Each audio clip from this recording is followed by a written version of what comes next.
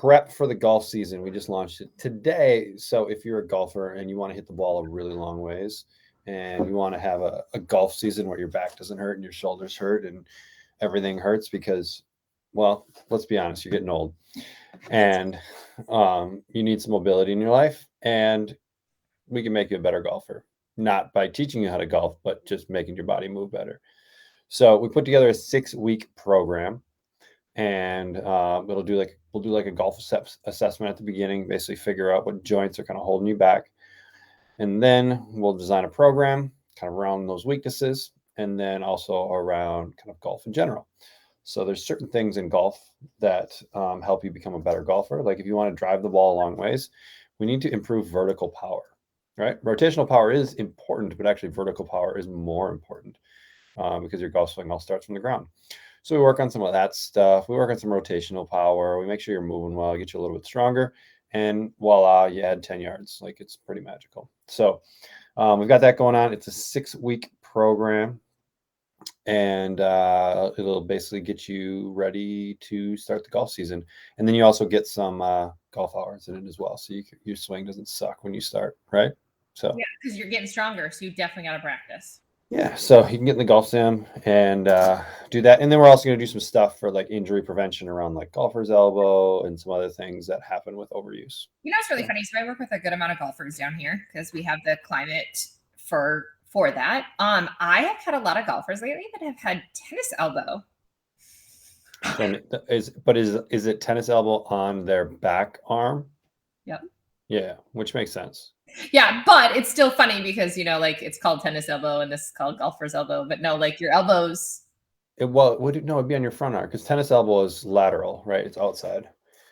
And then golfer's elbow is inside. And so it'd be your lead arm as you're coming through. So if you're right-handed golfer, double check because now I'm not sure what arm it's on.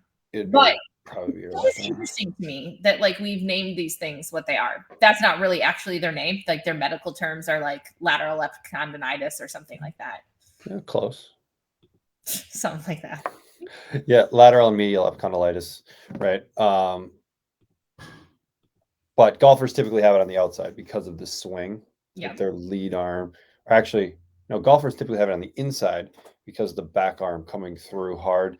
Or tennis elbow, it's because of the backswing. Lots of repetitive backswing action just irritates this, like basically where your forearm muscles come in and attach in your elbow. Super gnarly. Like you don't want to get it because it takes forever to get rid of.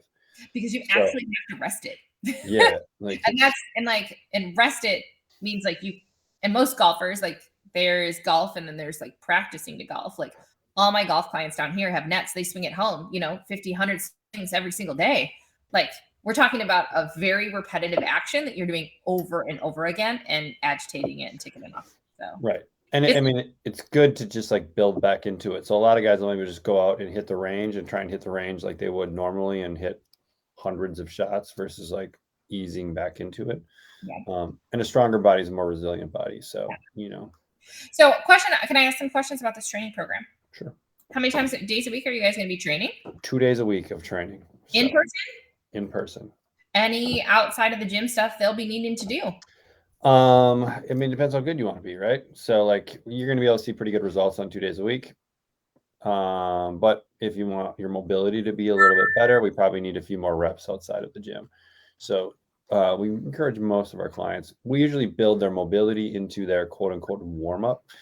I don't really like calling it a warm up because warm up kind of has this like weird, like non-essential connotation where we use the warm up as like it's your mobility, it's your flexibility, it's your range of motion, it's your movement prep. Like it builds for the activation movement prep.